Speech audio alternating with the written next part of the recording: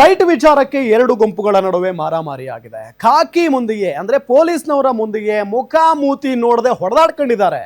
ದೊಣ್ಣೆ, ಕಲ್ಲು ಸೇರಿದಂತೆ ಕೈಗೆ ಸಿಕ್ಕ ವಸ್ತುಗಳಿಂದ ಹೊಡೆದಾಡ್ಕೊಂಡಿದ್ದಾರೆ ಅನ್ನೋದು ಗೊತ್ತಾಗ್ತಾ ಇರುವಂತಹ ಸಂಗತಿ. ಯಾವ ಕಾರಣಕ್ಕೆ? ಸೈಟ್ ವಿಚಾರಕ್ಕಂತೆ ಎರಡು ಗುಂಪುಗಳ ನಡುವೆ ನಡೆದಿರುವಂತ ಮಾರಾಮಾರಿ ಇದು. ಪೊಲೀಸರ ಮುಂದೆನೆ, ಪೊಲೀಸರು ಇದ್ದಾರೆ ಅಂತಾನು ನೋಡದೆ ಮುಖಾಮೂತಿ ನೋಡದೆ ಹೊಡೆದಾಡ್ಕೊಂಡಿದ್ದಾರೆ.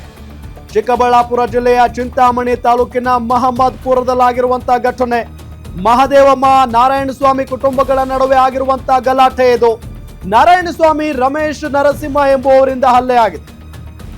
ಗರ್ಭಿಣಿ ಭಾಗ್ಯಲಕ್ಷ್ಮಿ, ಅಂಬರೀಶ್, ಗಿರಿಧರ್ ಮೇಲೆ ಮಾರಣಾಂತಿಕವಾಗಿ ಹಲ್ಲೆಯನ್ನ ಮಾಡಿದ್ದಾರೆ.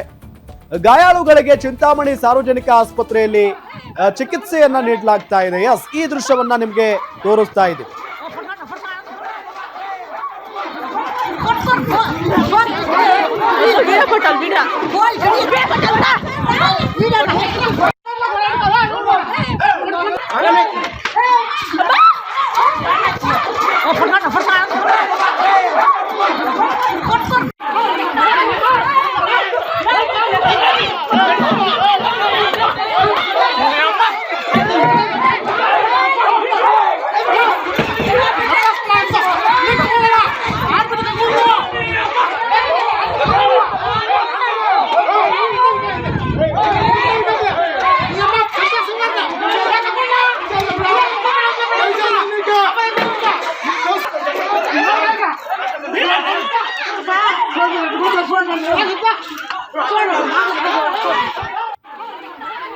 ಎಸ್, ಗಮನಿಸ್ತಾ ಇದ್ದೀವಿ ಈ ದೃಶ್ಯದಲ್ಲಿ.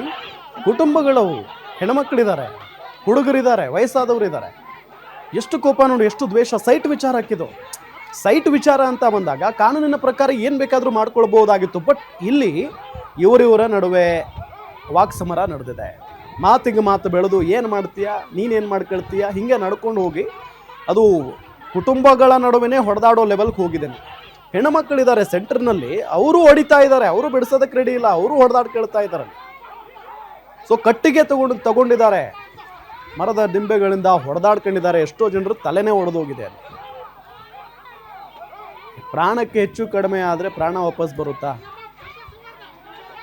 ಸೈಟ್ ವಿಚಾರ ಅಂತ ಬಂದಾಗ ಕೋರ್ಟ್ ಮೊರೆ ಹೋಗ್ಬೋದು, ಅಥವಾ ಊರಿನ ಹಿರಿಯರನ್ನ ಕರ್ಕೊಂಡು ಬಂದು ಅದನ್ನೇನೋ ಬಗೆಹರಿಸ್ಕೊಳ್ಬಹುದು. ಬೇರೆ ಬೇರೆ ಮಾರ್ಗಗಳಿದ್ದಾವೆ.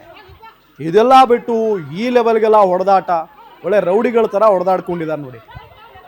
ಪುಣ್ಯಕ್ಕೆ ಲಾಂಗು ಮಚ್ಚು ಕೈಗೆ ಸಿಕ್ಕಿಬಿಟ್ಟಿದ್ರೆ ಅದು ಎಷ್ಟು ಹೆಣಗಳು ಬೀಳ್ತಾ ಇದ್ವೋ ಏನೋ ಗೊತ್ತಿಲ್ಲ. ನೋಡಿ, ಆ ಮಾರಾಮಾರಿ ದೃಶ್ಯ ನೋಡೋದಕ್ಕೆ ಭಯ ಆಗುತ್ತೆ. ಅಂದರೆ ಆ ಲೆವೆಲ್ಗೆ ಹೊಡೆದಾಡ್ಕೊಂಡಿದ್ದಾರೆ.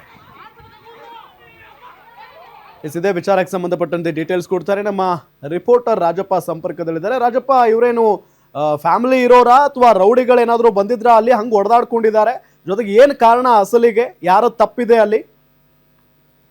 ರಾಮ್, ಖಂಡಿತ ಏನು ಈ ದೃಶ್ಯಗಳನ್ನು ನೋಡಿದ್ರೆ ಎಲ್ಲೋ ಒಂದ್ ಕಡೆ ರಾಯಲಸೀಮಾ ಒಂದು ಗಡಿ ಭಾಗದಲ್ಲಿ ಈ ರೀತಿ ಘಟನೆಗಳು ನಡೀತಾ ಇತ್ತು. ಆಗಾಗ ರಕ್ತ ಪಿಪಾಸು ನಡೀತಾ ಇದ್ರು. ಆದ್ರೆ ಈ ನಮ್ಮ ಗಡಿ ಭಾಗದಲ್ಲಿ ಚಿಂತಾಮಣಿಯಲ್ಲಿ ಈ ರೀತಿ ಘಟನೆ ಬೆಳಕಿಗೆ ಬಂದಾಗ ಎಲ್ಲ ಒಂದ್ ಕಡೆ ಆತಂಕ ಮೂಡುತ್ತದೆ. ಯಾಕಂದ್ರೆ ಈ ರೀತಿಯಾಗಿ ಮಾರಕ ದಾಳಿಯನ್ನ ಮಾಡ್ತಾ ಇದ್ರೆ, ಒಬ್ಬರ ಮೇಲೆ ಒಬ್ಬರು ಕಲ್ಲು, ದೊಣ್ಣೆ, ಏನ್ ಸಿಕ್ಕ ವಸ್ತುಗಳಿಂದ ಹೊಡೆದಾಡ್ಕೊಳ್ತಾ ಇದ್ರೆ. ಈ ರೀತಿ ಭೀಕರವಾಗಿ ಹೊಡೆದೊಳ್ತಕ್ಕಂತ ಒಂದು ಪರಿಸ್ಥಿತಿ ಯಾಕಾದ್ರೂ ಬಂತು ಅಂತೇಳಿ ಒಂದು ಸೈಟ್ ವಿಚಾರಕ್ಕೆ ಸಣ್ಣವಾಗಿ ಕೂತು ಮಾತಾಡ್ತಕ್ಕಂಥ ವಿಚಾರಕ್ಕೆ ಇವತ್ತು ದೊಣ್ಣೆಗಳು ಮತ್ತೆ ಕಲ್ಲುಗಳಿಂದ ಹೊಡೆದಾಡ್ತಕೊಂಡ್ರ ಘಟನೆ ಇವತ್ತು ಏನ್ ಬೆಳಕಿಗೆ ಬಂದಿದೆ. ಇದು ಚಿಂತಾಮಣಿ ತಾಲೂಕಿನ ಮಹಮ್ಮದ್ಪುರ ಗ್ರಾಮದಲ್ಲಿ ಈ ರೀತಿ ಘಟನೆ ಬಂದಿರತಕ್ಕಂಥದ್ದು.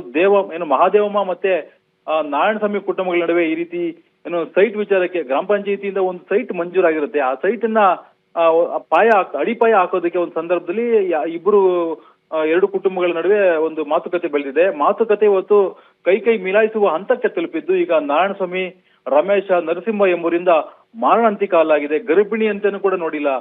ಗರ್ಭಿಣಿ ಭಾಗ್ಯಲಕ್ಷ್ಮಿ ಏನಿದ್ದಾರೆ ಅವ್ರ ಮೇಲೆ ಮಾರಣಾಂತಿಕ ಹಲ್ಲೆ ಮಾಡಿದ್ದಾರೆ. ಅಂಬರೀಶು, ಗಿರಿಧರ್ ಮೇಲೆ ಇವರೆಲ್ಲರನ್ನೂ ಕೂಡ ಹಿಗ್ಗಾಮುಗ್ಗಾ ಥಳಿಸಿ ಇವತ್ತು ಆಸ್ಪತ್ರೆಗೆ ನೆಟ್ಟಿರ್ತಕ್ಕಂಥದ್ದು. ಇವರು ಸಣ್ಣ ವಿಚಾರ, ಇದು ಸಣ್ಣ ಊರಿನ ಗ್ರಾಮಸ್ಥರು ದೊಡ್ಡವರಲ್ಲಿ ಸೇರ್ಕೊಂಡು ಕುಂತು ಮಾತಾಡ್ಬಿಟ್ರೆ ಮುಗ್ದೋಗ್ತಾ ಇತ್ತು. ಅಂತಹ ವಿಚಾರಕ್ಕೆ ಇವತ್ತು ಯಾವ ರೀತಿ ಅಂದ್ರೆ ಈ ದೃಶ್ಯಗಳು ನೋಡಿ ಯಾವ್ದಾದ್ರು ಮೂವಿ ಅಥವಾ ಯಾವ್ದಾದ್ರು ಒಂದು ಆ ರಾಯಲಸೀಮಾ ಭಾಗದಲ್ಲಿ ಈ ರೀತಿ ಸಿನಿಮಾಗಳಲ್ಲಿ ನೋಡ್ತಾ ಇದ್ವಿ. ಅಂತಹ ದೃಶ್ಯಗಳು ಇವತ್ತು ಚಿಂತಾಮಣಿಯಲ್ಲಿ ಗೋಚರಿಸ್ತಾ ಇದಾವೆ ಅಂದ್ರೆ ನಿಜಕ್ಕೂ ಕೂಡ ದುರಂತ ಅಂತ ಹೇಳ್ಬೋದು. ಅದು ಪೊಲೀಸರ ಮುಂದ್ಗಡೆ ಅಂತ ಹೇಳಿದ್ರೆ ನಂಬಕ್ಕೆ ಆಗ್ತಾ ಇಲ್ಲ. ಯಾಕಂದ್ರೆ ಪೊಲೀಸರು ಹೋಗಿದ್ರೆ ಈ ರೀತಿ ಗಲಾಟೆ ಆಗ್ತಾ ಇರೋದು ಗೊತ್ತಾಗಿದೆ, ಪೊಲೀಸರು ಒಂದ್ ಇಬ್ಬರು ಮೂರು ಹೋಗಿದ್ರೆ, ಆದ್ರೆ ಅವ್ರು ಈ ರೀತಿಯಾಗಿ ಮಾರಾಮಾರಿ ಆದಾಗ ಅವ್ರ ಪೊಲೀಸರು ಸಹ ಅಸಹಾಯಕರಾಗ್ಬಿಡ್ತಾರೆ. ಯಾಕಂದ್ರೆ ಇಬ್ರು ಮೂರು ಹೋಗಿರ್ತಾರೆ, ಅವ್ರನ್ನೆಲ್ಲ ಕಂಟ್ರೋಲ್ ಮಾಡಕ್ ಆಗಲ್ಲ.